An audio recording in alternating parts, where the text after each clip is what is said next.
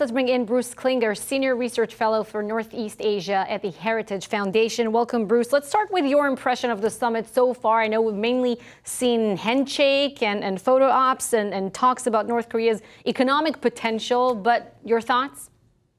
Well, as the president has been highlighting his special relationship and friendship, but we need to see substance. Secretary Pompeo has repeatedly claimed that North Korea has accepted the U.S. and UN definition of denuclearization, and that Chairman Kim has accepted the complete, verifiable, irreversible dismantlement requirement. But North Korea has rejected that, and Kim's New Year's Day speech seemed to also reject it. So we need to start putting meat on the bones of the Singapore summit and really, get some progress here on actual denuclearization. Bruce, there's some indication that North Korea may be willing to dismantle at least part of their Yongbyon reactor. That's where essentially they make some of the key nuclear material. If they do that, it would be essentially a freeze on their program. They would still, of course, have the 30 to 60 nuclear weapons they've already built. Would that be progress?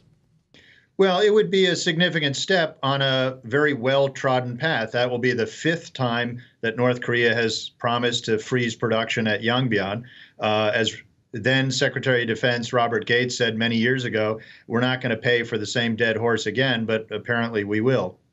Why do you think that President Trump said in recent days, I'm not in any rush? What's the strategy here? I think it's the realization that the two sides remain very far apart, even on the definition of denuclearization. The special envoy, Steve Biegun, said last month that even at this point, we don't have a definition. North Korea sees denuclearization as global arms control. They will go to zero nuclear weapons when the United States does. The U.S., of course, sees it as the UN requires it, which is North Korea abandon its nuclear and missile programs.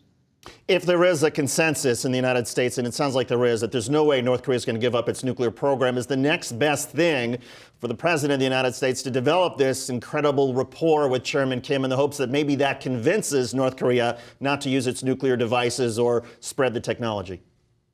Well, a relationship is a means to an ends. It's not an ends in itself. So, President Trump says he has this relationship. It hasn't resulted in any progress yet on achieving U.S. strategic objectives. We haven't had any denuclearization since Singapore. And as you pointed out, the intelligence community and even unclassified satellite imagery shows that North Korea continues to produce nuclear weapons and missiles. And they've even expanded and refined the production facilities. So, we really need to get actual progress. These photo ops are very nice. But they haven't achieved anything. There's also concern the president may do things that seem nice, like sign a peace declaration, but it's really a meaningless document that does nothing to reduce the North Korean nuclear, missile, and conventional force threat.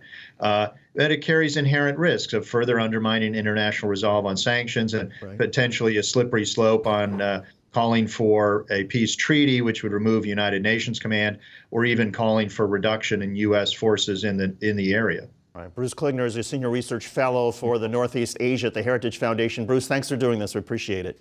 Thanks for having me.